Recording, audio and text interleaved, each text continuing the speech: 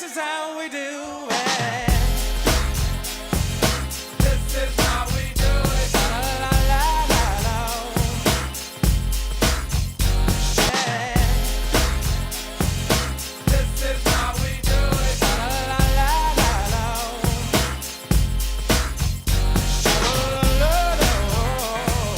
This is how we do it.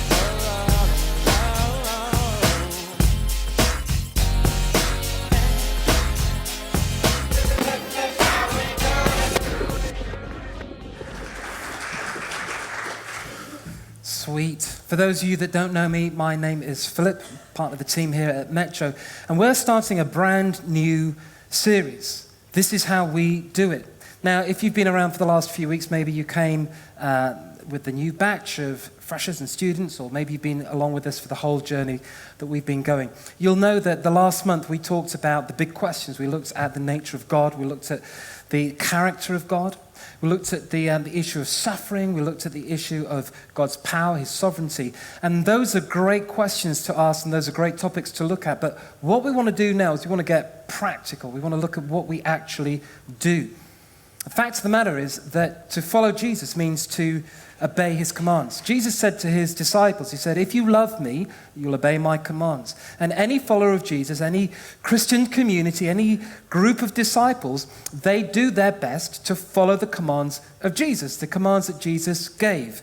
And what we want to look at in these next 4 weeks is, this is how we do it. This is how we do the various things. And tonight we're going to look at social action. Because for me, that's one of the key things that Jesus talks about. To follow Jesus means that you've got to get engaged in his mission to love the poor. And the question is, how do we do that? But before you can ask the question, how, when it comes to social action, you actually have to look at the question of who.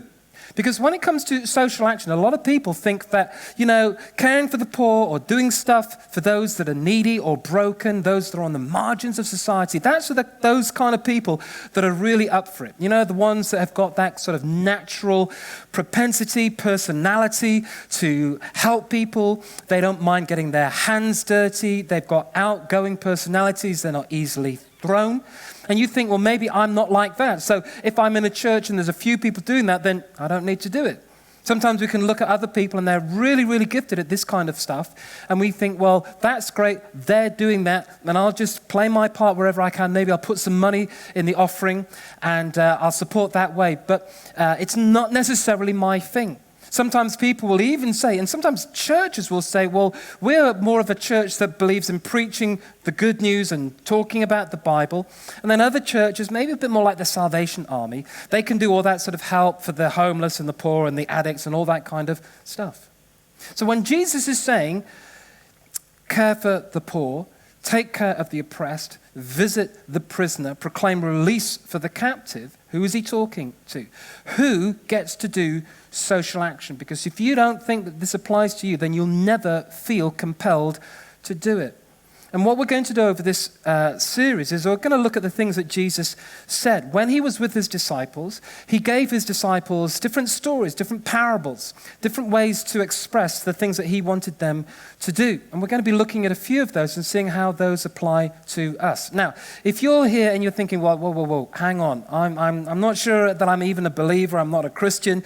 Maybe you've been brought by someone, or maybe you've just been curious. Maybe you're coming back to church after a long time. You're just easing your way in. Don't worry, because this, for me, is applicable to anybody, precisely because it's not about necessarily the things that we believe, but it's about what we do. So listen up and see actually that you're part of this, you're included. And at the very least, what you can do is that you can listen, hear what the Christians are supposed to do, and then nag them about it. See if they're actually doing the business. Now, Jesus is with his disciples for about 3 years. He starts them off with this one simple phrase: follow me. In other words, live like me, do like me, behave like me. The things you see me doing, that's what you get to do. And he told them stories about how that works out. And where we go today is we're going to the very end of that 3-year period where he has literally in his last few hours, the last couple of days that he will spend with his disciples on earth. And it's almost like the whole thing comes to a culmination. And he gives them, Matthew records that he gets them together on the Mount of Olives. He teaches them a bunch of stories. He speaks to them in parables. And these are like the very last things, the most important things that he wants them to hear. And the very last parable that the Gospel of Matthew records from that group of stories told on the Mount of Olives is in Matthew chapter 25. And it says this is Jesus speaking. He says, when the Son of Man comes in his glory and all the angels with him, he will sit on his glorious throne. All the nations will be gathered before him, and he will separate the people one from another as a shepherd separates the sheep from the goats. He will put the sheep on his right and the goats on his left. Then the king will say to those on his right, come, you who are blessed by my Father, take your inheritance, the kingdom prepared for you since the creation of the world. Now, I said that this was a parable, a story, but actually if you look carefully and closely, if you were paying attention to the very beginning of that passage, in some ways it's not really a parable, because he doesn't say that the kingdom of God is like something and then tells a story and then you make the parallels. But actually he says, when the Son of Man comes in his glory, this is what will happen. This is what will be done. And then he uses an analogy. He says, people will be separated. There's two types of people and they're going to be separated. So Jesus is literally hours away from being arrested. He's hours away from his lowest moment. He's hours away from being betrayed and brutalized on the cross. He's going to have his hands and his feet hammered into a piece of wood and he's going to be hung to dry naked in front of everyone as a laughing stock, as a pitiful creature. And yet he speaks with total, supreme confidence. He says, one day in the future, this is going to happen. I, the Son of Man, I'm going to come back in glory. Jesus is not just a moral teacher. It's not just someone telling you how to live a good life and how to be, 7 steps for peace and fulfillment. He's saying, I am the one who is above all, empowered, entitled to judge every single human being that ever lived and walked the surface of the earth. And people will say, well, only God gets to do that. And Jesus says, yes, you've seen me, you've seen God. And one day I'm going to judge people. And there's going to be 2 categories, only 2. There's 2 types of people. There's 2 types of people. One kind of person is going to go before God, go to see Jesus face to face, risen in his glory, and he's going to move them to one side and welcome them with open arms. The other is going to be cast away from his presence. The Bible talks about condemnation. The Bible talks about the fact that God is a God of love, but he won't force us to come into relationship with him. And if we reject that and live outside of his love and his grace, then one day we get to live in the consequences of that decision. And we've talked about the whole issue of judgment and what happens in eternity. If you missed that last year, go online, go to the website, look up What the Hell, one of the talks that we did on that. That'll give you a bit more information. I don't have time to go into it tonight. But all I do know is that there's 2 types of people. Jesus said, he used this analogy, sheep and goats. And he says, this time I've got to separate out the sheep and the goats. I've got to separate people out like a shepherd separates sheep from the goats. Now, you may say, looking with your 21st century eyes and your European sensibility, sheep and goats is easy to tell.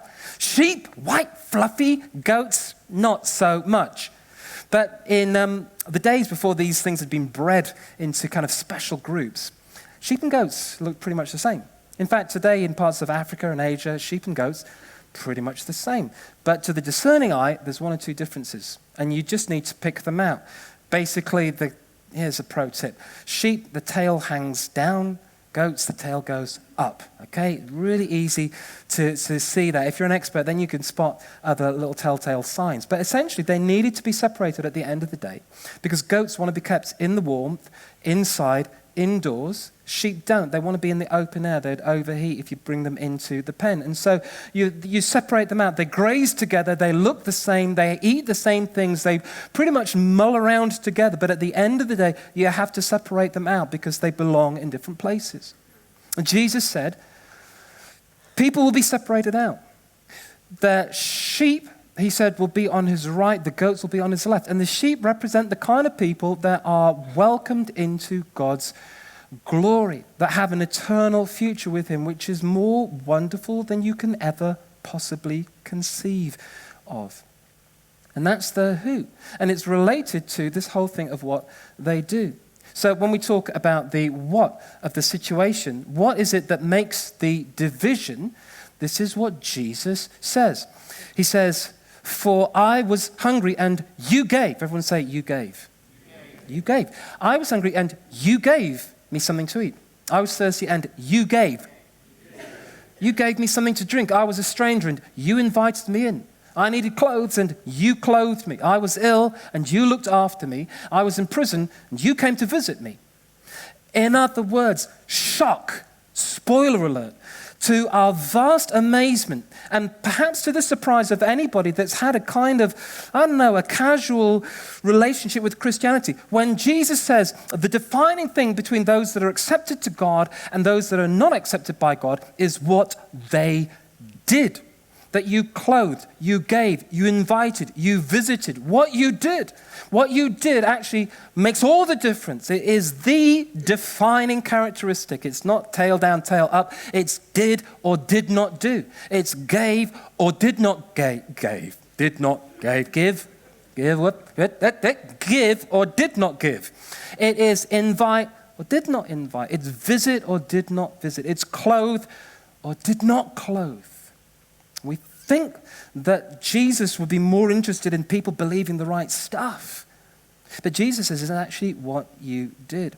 And so it's not so much about creeds, the things that we believe in. I believe in this. And, very often Christians can be really kind of nitpicky about, got to be in the right church because they've got to believe the right stuff and they've got to believe the right thing about baptism and you can't baptize kids or you must baptize kids and what about this and communion and the Mass and the Pope and all that stuff. What you believe is super important to many Christians, but to Jesus it's not just about creeds, but it's actually about deeds. He says, what you do. That is what makes a difference. Now, some of you right now, you're getting a little bit worried because you're thinking, Philip, are you saying that it's all the things that we do? Doesn't matter what we believe, doesn't matter if we are following Jesus, just as long as we give to the poor? Does that mean that if I don't go to church or don't read my Bible or don't have a relationship with God, don't call myself a Christian, but just do nice things, does that mean that's all that God wants? I need to explain that that's not what it's about. So we're asking some questions. First of all, who are we talking about? What did they do? But why is this important to Jesus? Why is this important? And the reason that this thing is important to Jesus is because he goes on and he says, listen, this is what sheep do. This is the thing that allows us to separate sheep from the goats because the action tells you about the person. So when Jesus is talking in John chapter 10, he calls himself the Good Shepherd, and he says, this is what shepherds do. He says, the shepherd goes on ahead of the sheep, and his sheep follow him because they know his voice. I am the Good Shepherd, Jesus says in verse 14. I know my sheep know me, and I lay down my life for the sheep. So what's going on here? Jesus is saying, actually, this whole analogy of sheep and goats is not by accident. It's not just something that I grabbed out of thin air, because this has resonance for a theme that Jesus went back to time and time and time again. He said, the people that follow me are my sheep. And he says, actually, the thing about sheep, which is different from goats, is not just the way that they look in the kind of minute differences, but it's the way that they behave. Sheep will follow a shepherd. Sheep will gather together. You can flock with sheep. Goats are just independent. They do their own thing. They don't follow the shepherd. You have to kind of go after them. They're so much more difficult to handle.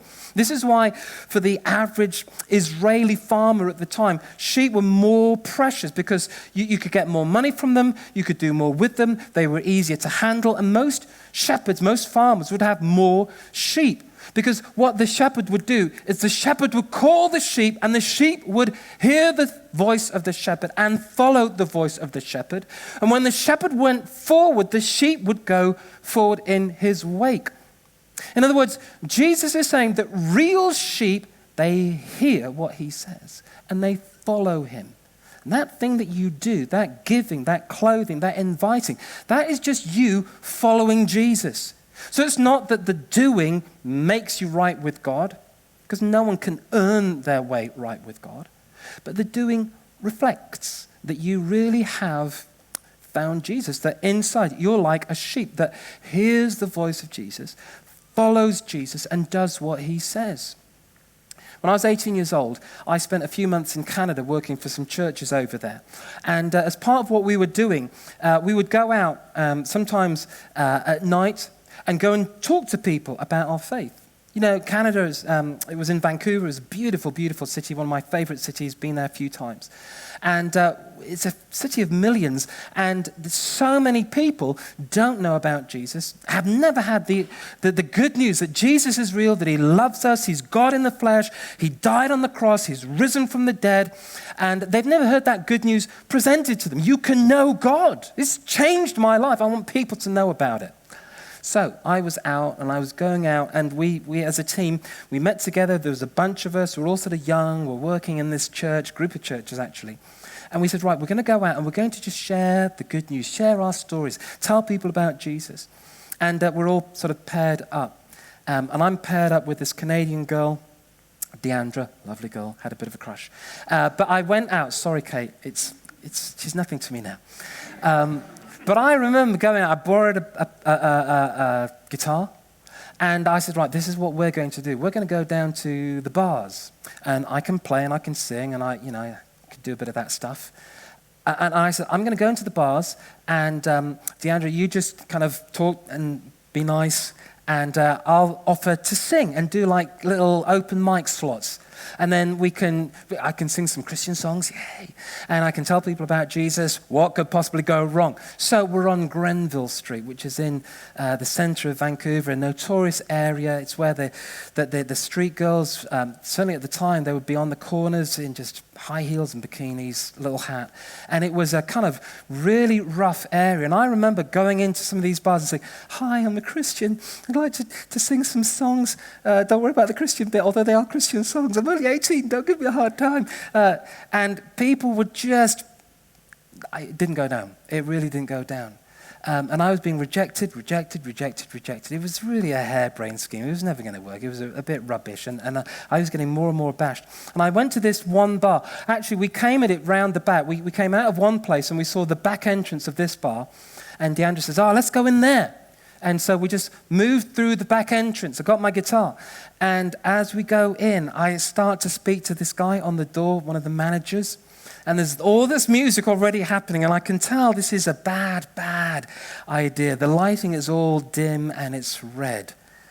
And out of the corner of my eye, and I have to avert my eye, I see this girl, stripper, and I realize that I have made a terrible mistake.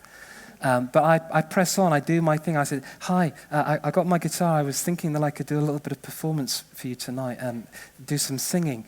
And the guy says to me, hey kid, we don't need singers here. We got dancers. And he points over and I'm saying, yeah, of course, I'm so sorry, I'm English. And I went out of that place and it was sickening actually. I just remember that this stench of lust, degradation, the way that there was just a kind of the leering sounds, the catcalls, and you could just feel evil and dirt and wrong. When we all go back to the church, we have to give our little sort of reports on what's going on. And people are sharing their stories, and they had different levels of success. And it's my turn to get up and say what I've done with me and Deandra. And I said,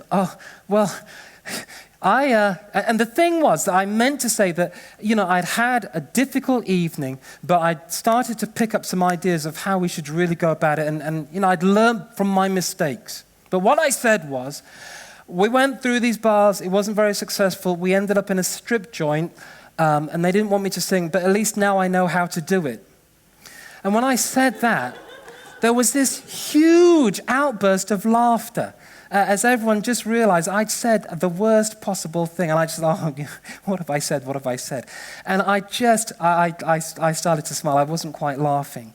And then they're laughing. And suddenly I feel this wave of unimaginable grief. And even talking about it now, it feels like a broken part inside my heart is just being pushed again.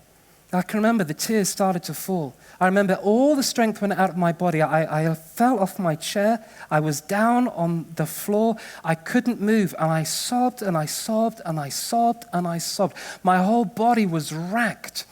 And I can remember some of my friends got round and they took me. And I was like a rag doll. They literally took me and I was just manhandled out of the room. They put me down on a mattress in the one of the church rooms, which is where we were staying.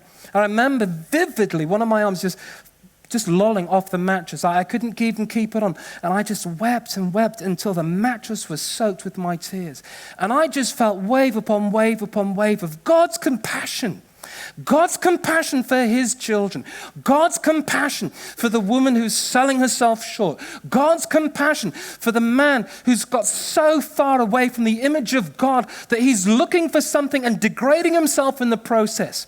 And all the broken people and all the hurt people and all the dirt and the shame and the filth, all the dead ends that it leads to, all the despair, all the crass, sick, evil of it all. And I just felt like God said to me, it's okay, son, it's okay. I'm allowing you to feel a little bit of my pain, my voice, my hurt, my heart for this broken world. You have no idea the pain that I carry for my children who have sunk so low and are so estranged from me. You have no idea of the pain that I feel for people when they get into these situations where they're so far gone, so hopeless. I'm allowing you to see a little bit, to feel a little bit. I'm like a sheep. I'm like a sheep in trouble on the floor. And I'm hearing his voice. And I begin to want to follow him. And so I'm saying, how can I follow you, Jesus? How can I do what you want me to do? Not because I'm trying to be a do-gooder. Not because I'm trying to be holier than thou. Not because I'm trying to earn brownie points with God. Get myself right with a man upstairs by doing a little bit of charity. No. I'm a sheep. I hear his voice. He's calling me, and I'm following him. That's how I know that he's real. That's how I know that I've given my life over to him. That's how I know that I am a servant that hears my master's voice. And Jesus says, this is why I can tell the sheep from the goats. Because the sheep do what I do. They follow me. And I'm all about the compassion. And I'm all about the care. And I'm all about the love. And I'm all about the kindness. And this is what I do. When Jesus announced his ministry, he says that I've come to preach good news to the poor, to proclaim release for the captive, recovery of sight to the blind. I'll bring up the cripple and put him back on his feet. I'll bring the society into the way that it was supposed to be, a place of justice and grace and mercy and truth and righteousness. This is what I do. And my sheep, they just unconsciously begin to follow me because they've heard my voice and they're walking with me. And they're walking with me into the broken and the lost, the needy. That's how you know that you're a follower of Jesus. That's how you know that it is real. And that's how Jesus is able to determine who's with him and who is not. And the funny thing is that it was not conscious. Let's look at that passage again. He says, for I was hungry. I was hungry. You gave me something to eat. I was thirsty. You gave me something to drink. I was a stranger. You invited me in. I needed clothes. You clothed me. I was ill. You looked after me. I was in prison. You came to visit. Then the sheep, the righteous, will answer him, Lord, when did we see you hungry and feed you? This wasn't some calculated thing. When did we see you thirsty and give you something to drink? When did we see you a stranger and invite you in or needing clothes and clothe you? When did we see you ill or in prison and go to visit you? The king will reply, truly I tell you, whatever you did for one of the least of these brothers and sisters of mine, you did for me. And then he goes on, he talks to the goats. He says, you didn't visit me. You didn't clothe me. You didn't give me when I was hungry, give me water when I was thirsty. You didn't do any of these. And then he will reply to them when they said, well, we didn't know that we didn't do these things. He says, truly I tell you, whatever you did not do for one of the least of these, you did not do for me. Then they will go away to eternal punishment, but the righteous to eternal life. Not only is it a sign that I am following Jesus and I belong to Jesus when I love the poor and care for those in need, but what I am doing is I am actually doing it not just with Jesus and not just for Jesus, but like Mother Teresa said, she says, we do it with Jesus, for Jesus, and to Jesus. Because Jesus says, I identify so much with the broken, with the hurting, with the needy, with the person that is on the margins, with the person that is lost hope. I identify with them so much that it's like you're doing it for me. Because I identify with the poor. That's what Jesus says. You know that thing that happened last year, back in January 2015 in Paris? Charlie Hebdo attacks. You remember that? When the gunman went into the office of the guys with the satirical magazine, they opened up fire, they killed 12 people, they injured 11 others. There was other attacks during that day. Do you remember what happened? Do you remember what everyone said? What was that phrase that everyone said? Je suis Charlie. Je suis Charlie. 4 days after, 2 million people gathered to march through Paris. 40 world leaders. Je suis Charlie. Around the rest of France, nearly 4 million people gathering together, walking through the streets in solidarity, in unison, saying, we identify with them. You strike them, you have struck at us. You attack them, you have attacked us. You provoke them, then you have provoked us. Je suis Charlie. I identify. I am Charlie Hebdo. Je suis Charlie. But Jesus doesn't just stop there, and he doesn't just identify with the things that hit the headlines. He doesn't just identify with the things that go viral on social media. Jesus says, Je suis l'affamé. I am the hungry. Je suis le pauvre. I am the poor. Je suis les malades. I am the sick. Jesus says, I am the kid with the distended belly dying of malnutrition. I am the woman trapped under the rubble after the hurricane has gone. Jesus said, I am the junkie turning tricks at 2 a.m. to feed the next habit. Jesus said, I am the broken, and I am the prisoner, and I am the hopeless, and I am the destitute. I am the one at the end of their wits. I am the alcoholic. I am the one who is the least and the needy and the broken. And when you do anything, you do it for me. When you do the very least thing, which you may not even be aware of, you may not have consciously signed up for that, you just did it because that's Jesus in you. He says, you do that, I feel it, I receive it, I am blessed by it, I am touched by it, and one day I will receive you with open arms into a future that lasts forever. Because you showed that you're his. And that's how it works. And that's why social action is not just for a few people, for a few keenies. That's why it is for every single person who wants to follow Jesus. And the great news is, if you're not sure about Jesus and you're not sure about following him, this is a great place to start. You can say, look, I don't know if he really did rise from the dead, but sure, there's something in me that wants to help and make a difference. I don't want to be the kind of person that turns their back on genuine need in my city. That's a great thing. It's a beautiful thing. It's a wonderful thing. That's a God thing. He put that in you. But this explains why with the early church, it was such a huge deal for them. Just a quick thing. If we look at our little map of the early church and just zoom in there onto that sort of Mediterranean rim, you see Jerusalem is where the church starts, and then it spreads through Samaria, Antioch, all across Galatia. It's through Syria, into Turkey, into Greece, right through into Italy and Rome. Within about 20 years, the church spread. The Bible tells us that in Jerusalem, the church started.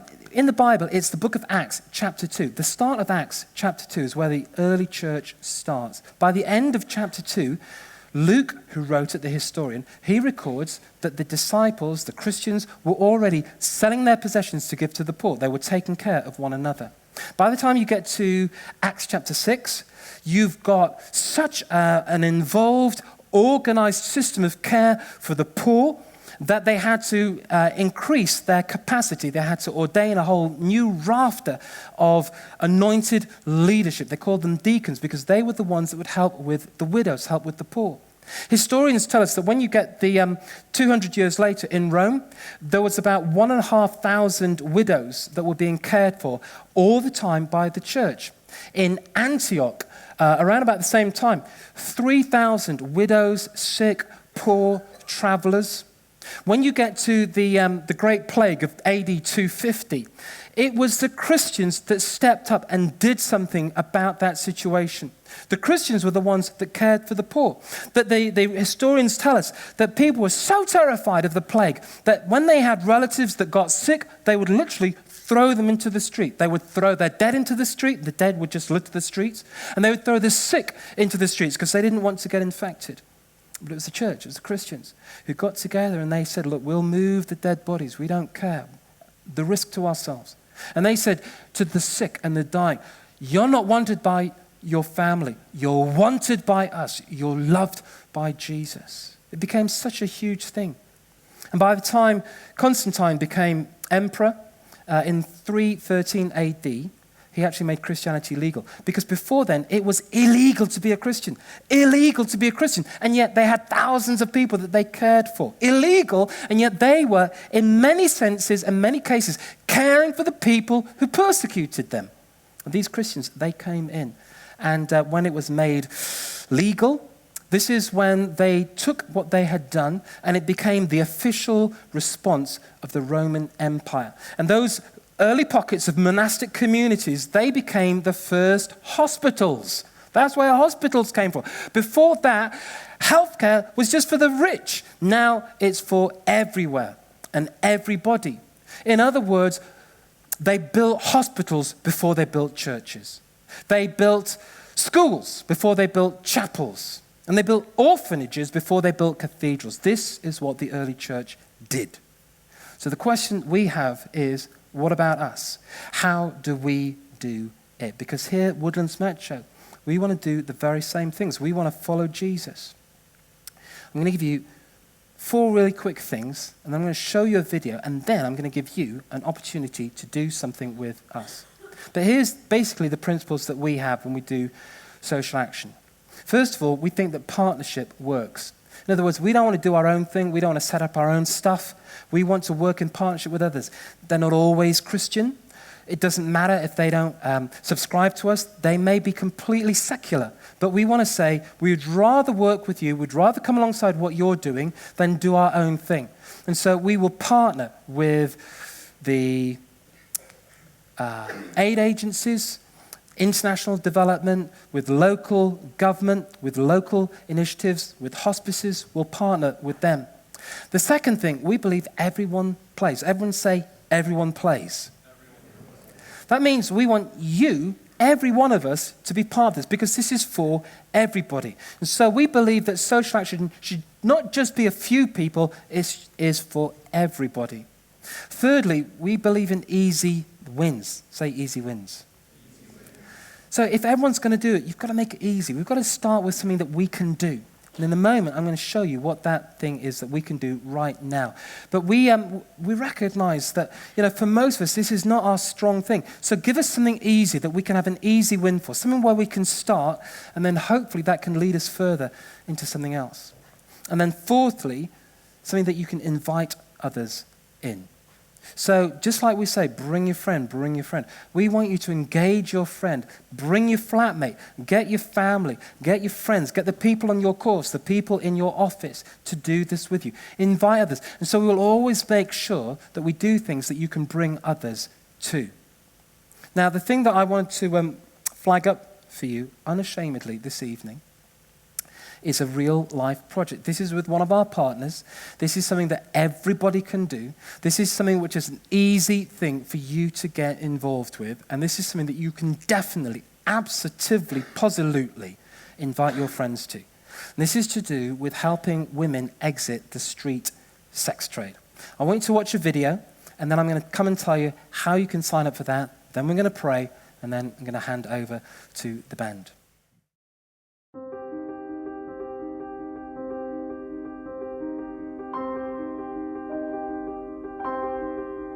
It's almost like I was out of myself completely.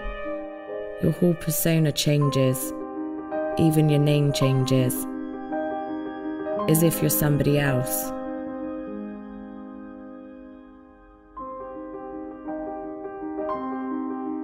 People may say that you work the streets because underneath it could resemble what I went through as a child, the abuse.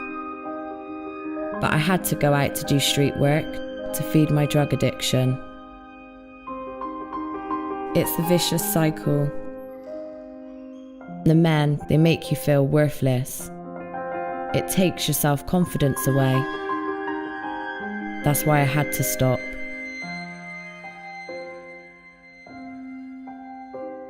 I used to live in the dark, you know. The night hours was when my life began. But I'm ready for daylight. I don't want to hide myself away for the next 10 years. I'm completely ready for change. I know there is definitely something more out there for me. Yeah, I want to travel. I want to go college. I want to become a counsellor and really do something that I never had given to me as a kid. And feel really strong and prepared to do it. It's just going to take a while. But I won't stop till I get to that point.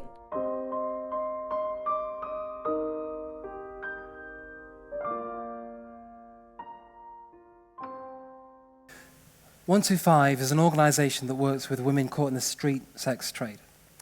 There's around about 200 women in Bristol that are working the streets at the moment. Actually, through the work of 125, that number is actually less than half of what it was 10 years ago. This is a group that has been incredibly committed. The women that work the streets, 98% of them are addicted to a Class A drug. 100% of them report that they have been victims of sexual abuse, physical abuse, often childhood abuse. So we're not talking Pretty Woman, we're not talking Belle de Jour, we're not talking Secret Diary of a Call Girl. We're talking abuse, ugliness, and degradation, both of women and of men.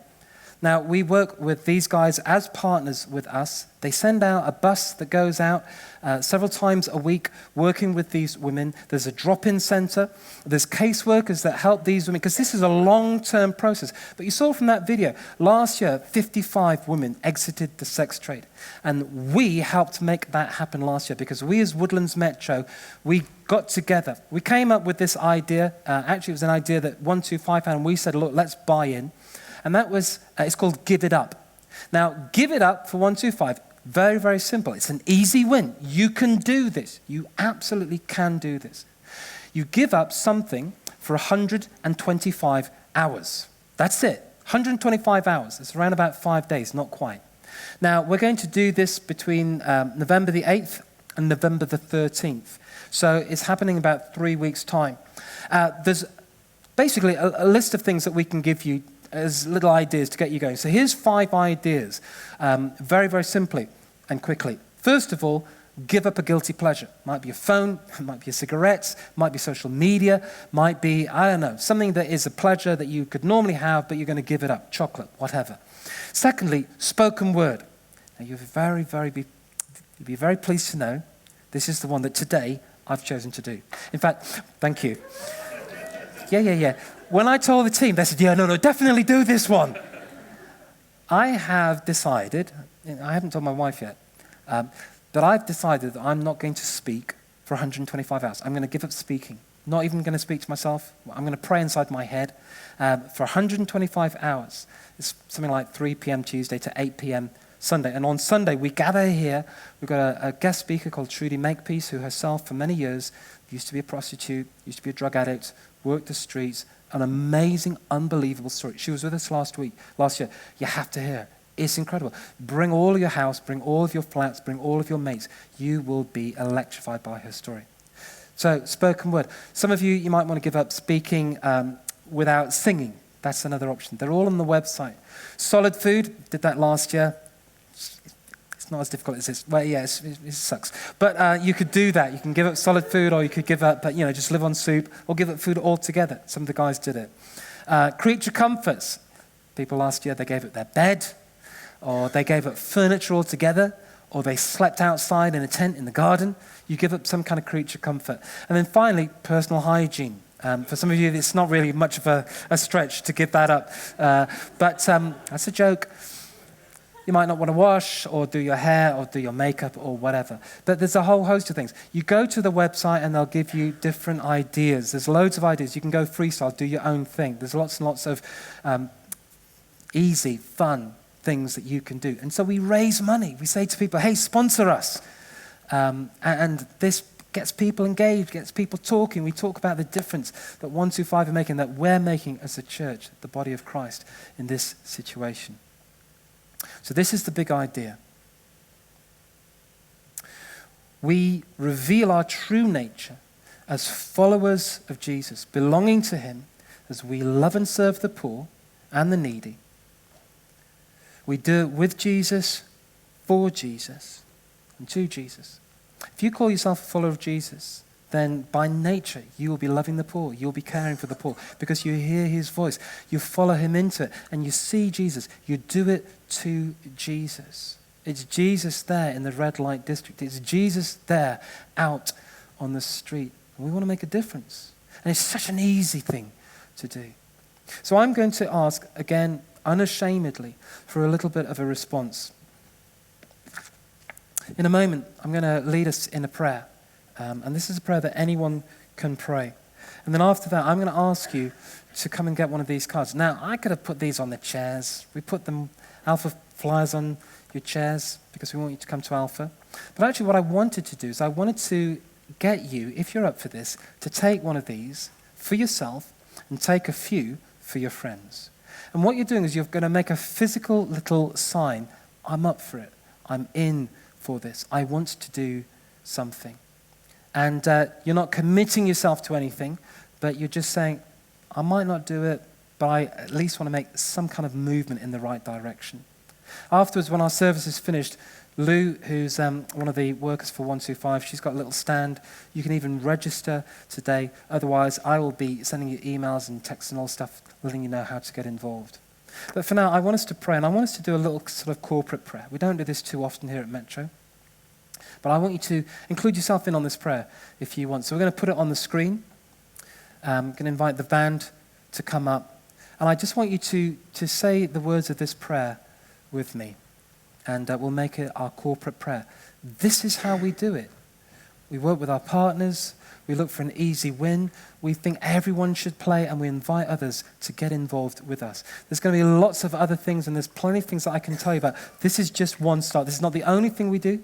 In fact, some of the most fun stuff is yet to come. But this is a good place to start. So take a look at the screen, and if you're able and willing, you pray this prayer with me. Lord Jesus, you are the good shepherd.